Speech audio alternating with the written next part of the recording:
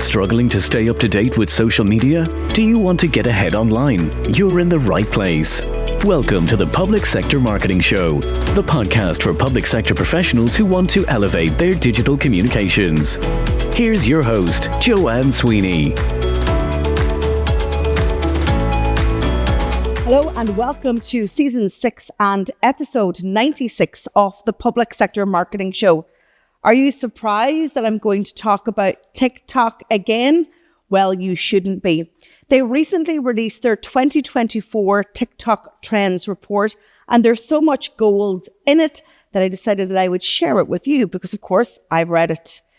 And if I've learned anything about social media over the past 20 years, is that the social networks know exactly how consumer behavior is changing. Yes, it's fair to say that they drive a lot of the shifts in our behaviors online, but they have the critical mass of data to better understand how we like to consume content and what content we do like to consume.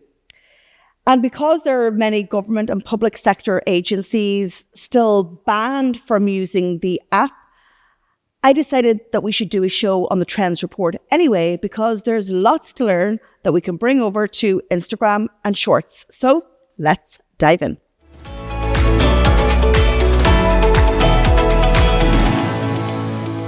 In today's column, I'm asking you to consider to lean into TikTok trends to get you better social media results overall, even if you're not on TikTok. Now, I know that sounds like a contradiction, but bear with me. Many of the social media trends that we're seeing now are born on TikTok, and they are revolutionizing what social media is and how we engage with audiences on platforms.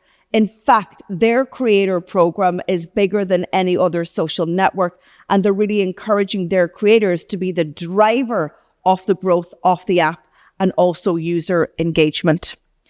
And because many of those new trends are starting on TikTok, that's why you need to be there. So maybe it's a case that you have TikTok downloaded on your personal device and you're using it as a research tool. I think it's a fantastic research tool, even if you're not on the platform. And what we've already seen is many of the features that TikTok is introducing, they then become mainstream and native on the other social networks. I guess I'm talking about Meta, Instagram and Facebook and YouTube Shorts as well, maybe to a lesser extent, X, formerly known as Twitter. And using TikTok can be hugely beneficial for a number of reasons. In the previous episode, I've spoken about social SEO. So I would do my long tail keyword research on TikTok. If you want to master your mobile video skills, then I would learn on TikTok for that. If you want to better understand how people are showing up front of screen and how they are using transitions and movement in their videos when they're doing their pieces to camera, you should look at TikTok.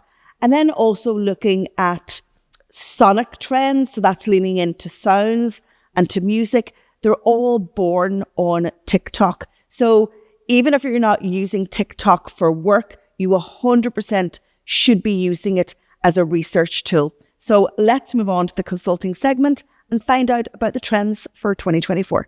Public Sector Pros. Do you want to progress in your career? Are you going for promotion? Do you want to stay ahead of the digital media landscape? We can help you. View our training calendar at publicsectormarketingpros.com. In today's consulting segment, I am giving you the top 3 TikTok trends and how users and why users are engaging so much with the platform. On average now, people are spending over an hour, and that is increasing more and more on TikTok every single day. So the first trend is piquing the curiosity of the TikTok user. TikTok say that people come to their app for more than a single right answer. And that is so interesting because think about it, when we go to Google, we're going for that single right answer, that single, bit of information that's going to satisfy that micro moment. So TikTok are saying that every curiosity and interest reaches its peak on TikTok, leading to relevant perspectives and uncharted rabbit holes. And any of you who are using TikTok will have used that phrase. I went on TikTok and an hour later, I was down a rabbit hole, because the personalization level of the content is such that you start watching something on a niche topic and then you get more granular and granular information. Then that piqued curiosity sparks an action during the audience's discovery journey. So the digging into the communities they're already a part of and discovering other community leads to a higher attention span and also a dwell time. So TikTok is saying that the creators of the content are aligning very, very quickly with those users who are seeking the content. And that is just a virtuous cycle of curiosity. Okay, so the second trend they're talking about is storytelling unhinged. So what does that mean? So TikTok says it's a place where there are diverse voices, absolutely, collaborative formats, absolutely, stitches, duets, and subject matters have flipped everything we know about traditional storytelling on its head. They say that content on TikTok is designed to be reinterpreted and built upon, and then they're mobilizing their community of users and creators to give them an equal seat at the table to shape a brand's identity and also their narrative. And that's a very interesting point. So they're kind of saying, we're democratizing the voice of the citizen, of the user. They should have an equal space at the table of any story. They can reinterpret it. If I think about that in the context of government and public sector and the information that you're delivering, that kind of doesn't sit well with me, because I can see it happening before my very eyes on TikTok, where information that is coming from public sector agencies or even mainstream media is being reinterpreted to take on a new narrative, and in some cases just disrupting the original context. So that kind of raises a little bit of alarm bells for me. But TikTok says that intriguing narrative structure guides viewers past the first few seconds, and then ads intended to make your users keep them watching 1.4 times longer. So reshaping of storytelling, individuals coming in, taking control of the story, reshaping a narrative. That's called storytelling unhinged. All right, what is the third trend that they're talking about in their 2024 TikTok Trends report? They're calling it bridging the trust gap. Okay, so TikTok says, on TikTok, brands have an open line of communication with their consumers and community. They can leverage creators as shortcuts. Each campaign and organic piece of content is an opportunity to share, listen, and learn, building brand trust and values together to generate deeper loyalty on and off the platform. TikTok says that users, after seeing an ad on TikTok, they trust brands 41% more and are 31% more likely to be loyal to the brand. Now, government agencies aren't brands, but how can you build the trust gap? Well, right now, if you're not on TikTok, you cannot build the trust gap. In actual fact, I believe that we have a truth and a trust gap on TikTok for the very reasons that you're not there.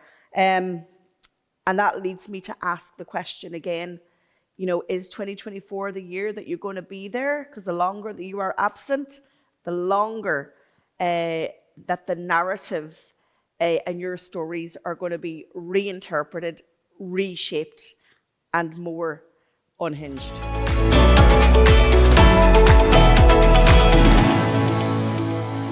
So one Irish public sector agency that is using TikTok to great effect is Trinity College Dublin, one of Ireland's top universities.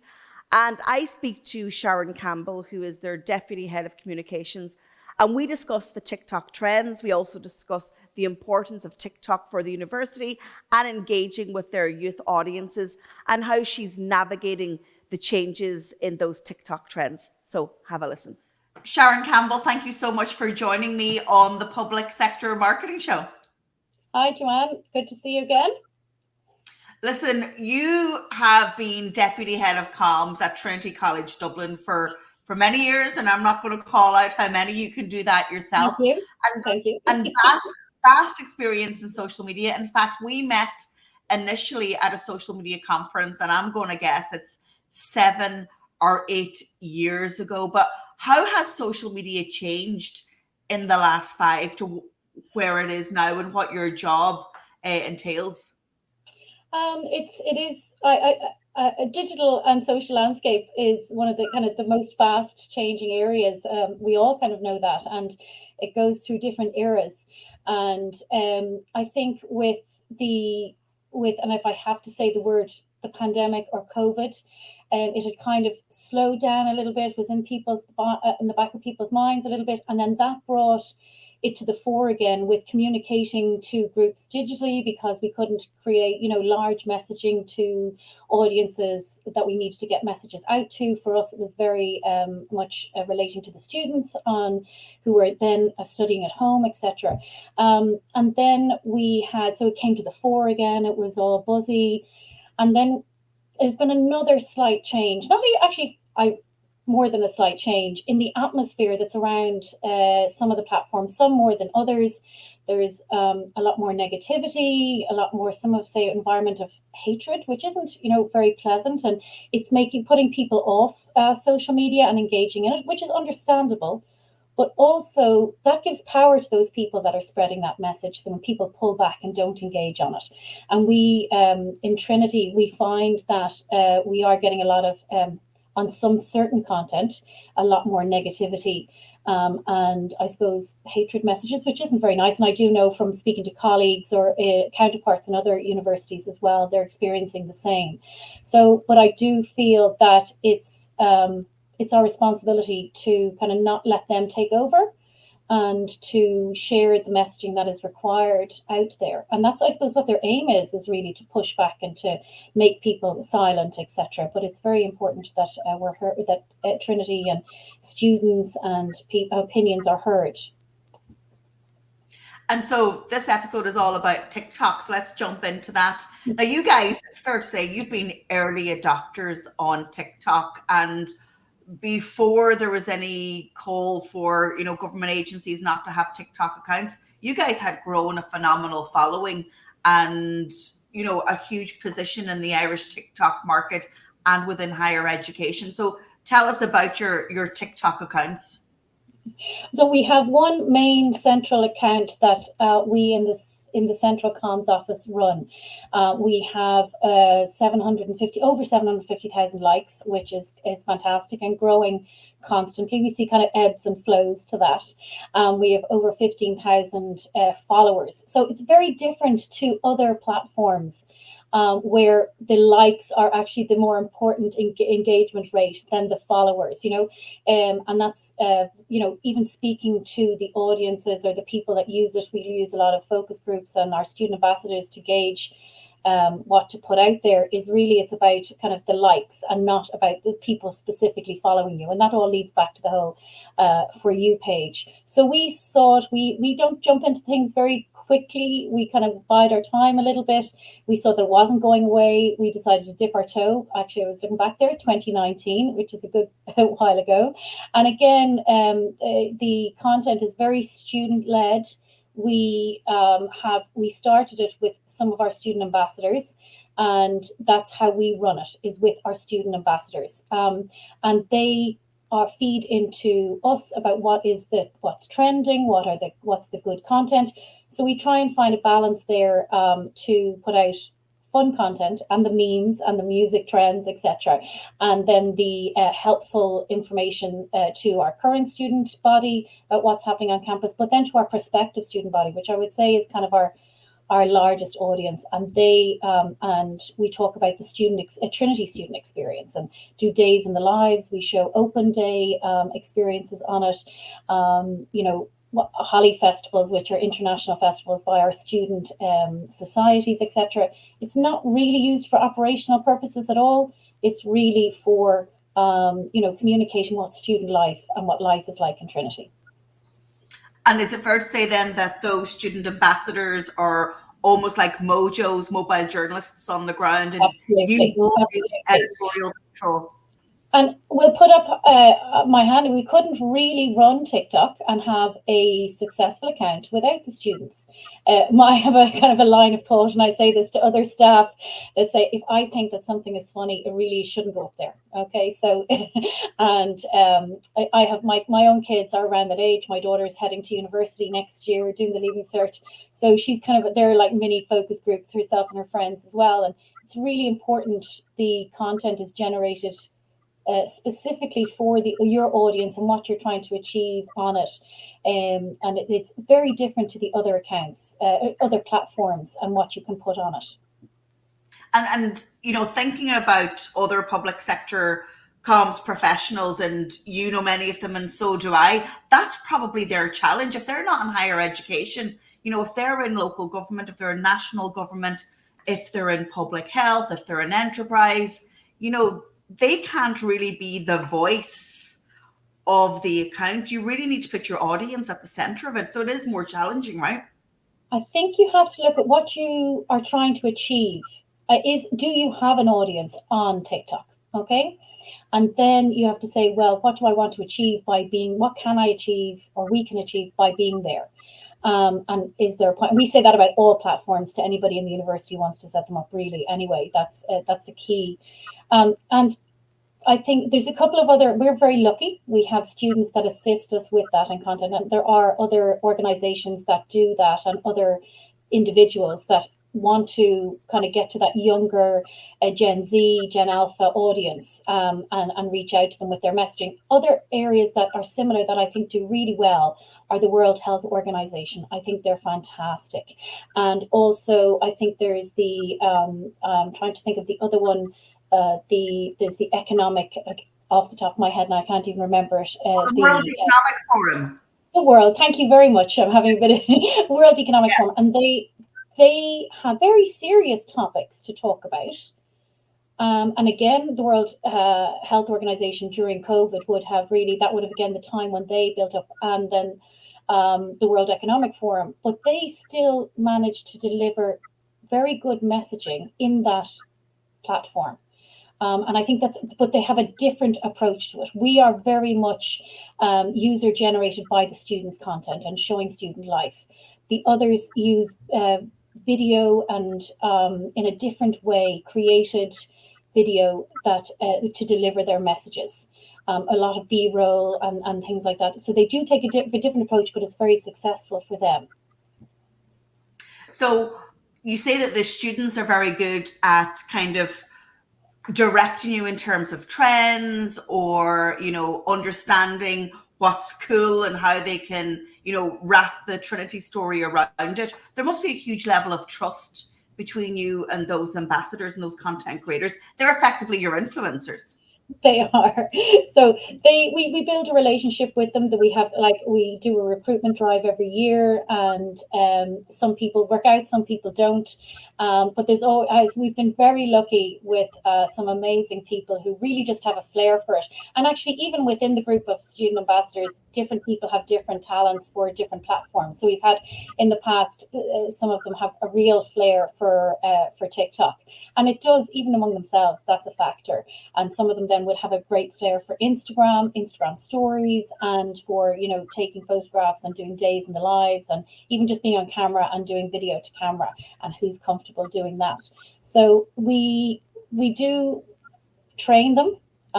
We do a lot about how it has to be, from the Trinity we're representing the university and they're representing the university, and they have to be very happy about that. It's on the university's reputation is at stake there, and it's really to show the student life and what's happening. It's also neutral. It's to show what's happening there. It's not to comment on it as such on what's happening on the campus.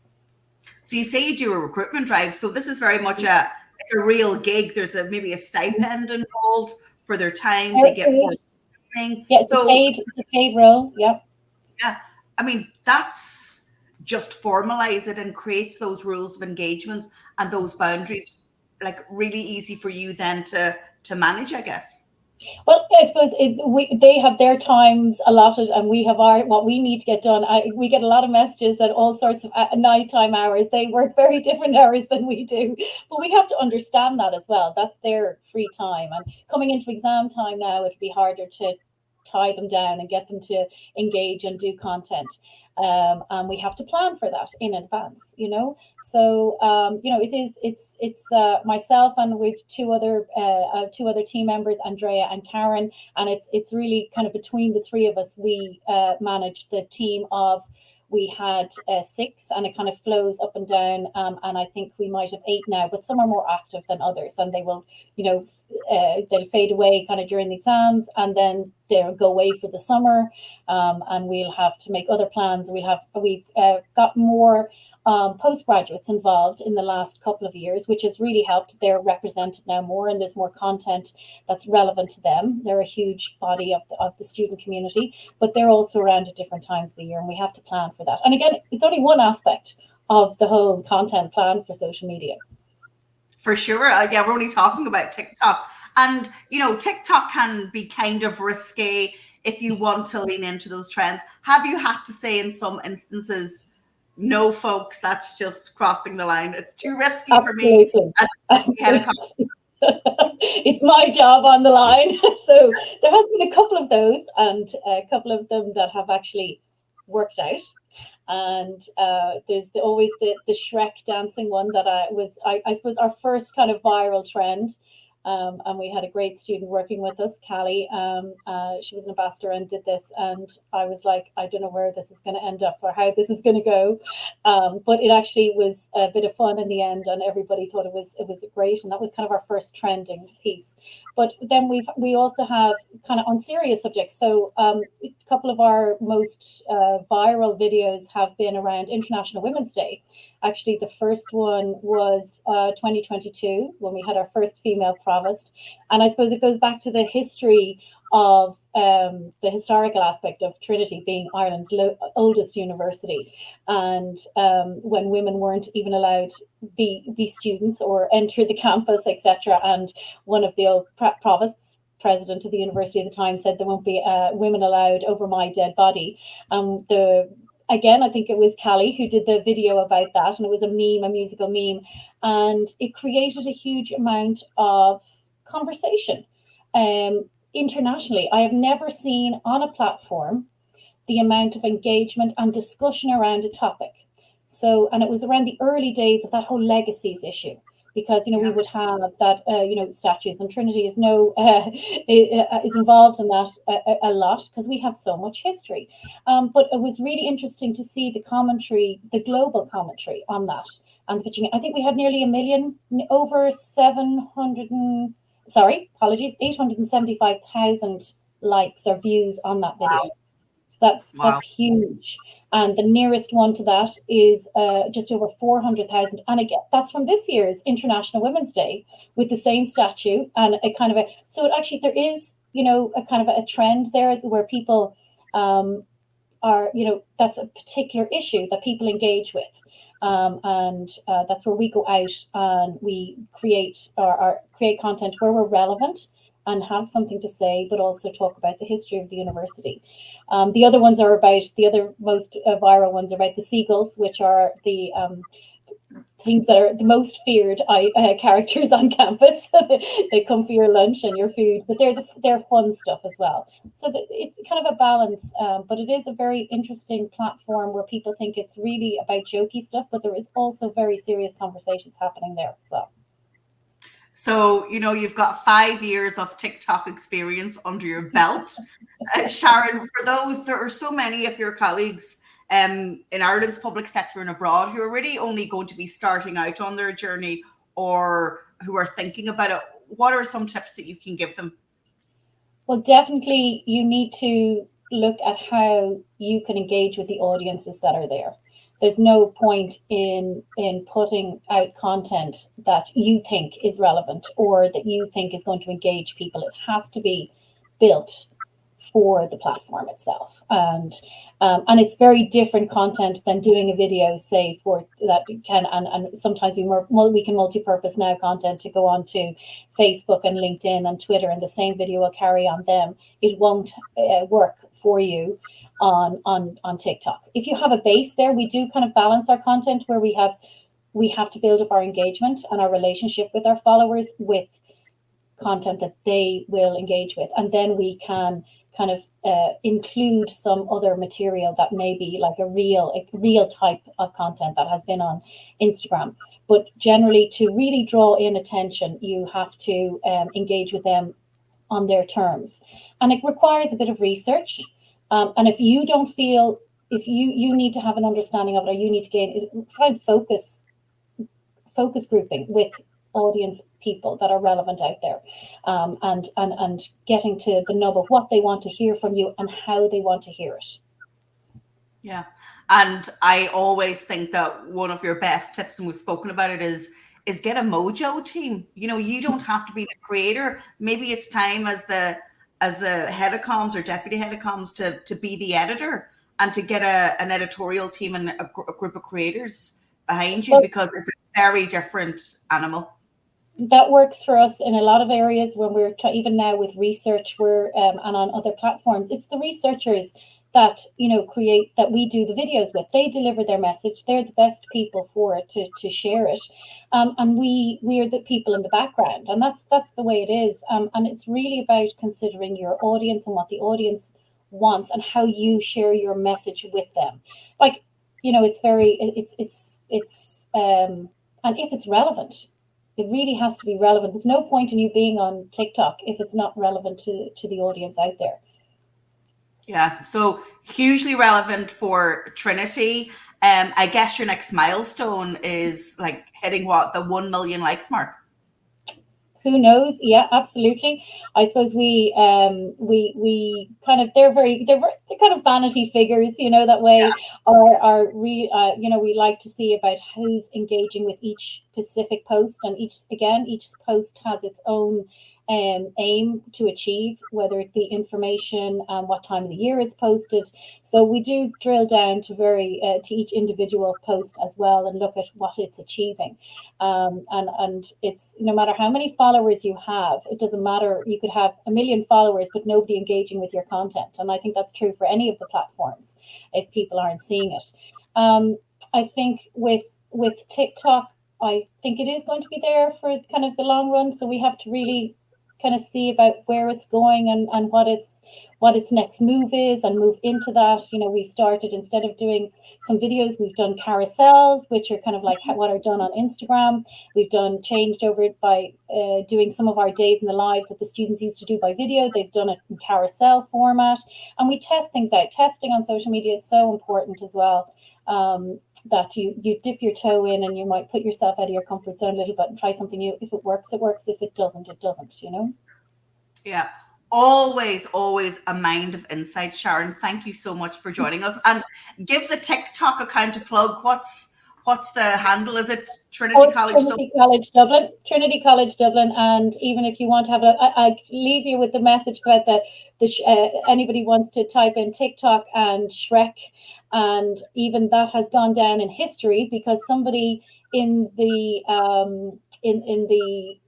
recent government, I'm trying to think what the word is, where they go around and they do the research, and somebody drew a picture of that TikTok and sent it into the government as part of the historical records, and said that was something that stuck out to them in the recent. I've totally gone blank on the word for now. Isn't that terrible? So where people go around and you tell how many people are in your house and how many people are. in the census. Thank you, Joanne. There's my senior moment for today, hopefully. But yeah, somebody actually in the census drew a picture of that TikTok, and actually they shared it on Twitter as well, and that's how we found it. So that's nice. That was a compliment in itself, and again, going down in history for Trinity. Love it. Well, listen, Sharon, thank you so much, and continued success with TikTok and, of course, all your other platforms. Brilliant. Thanks very much, Joanne. It's great to be here.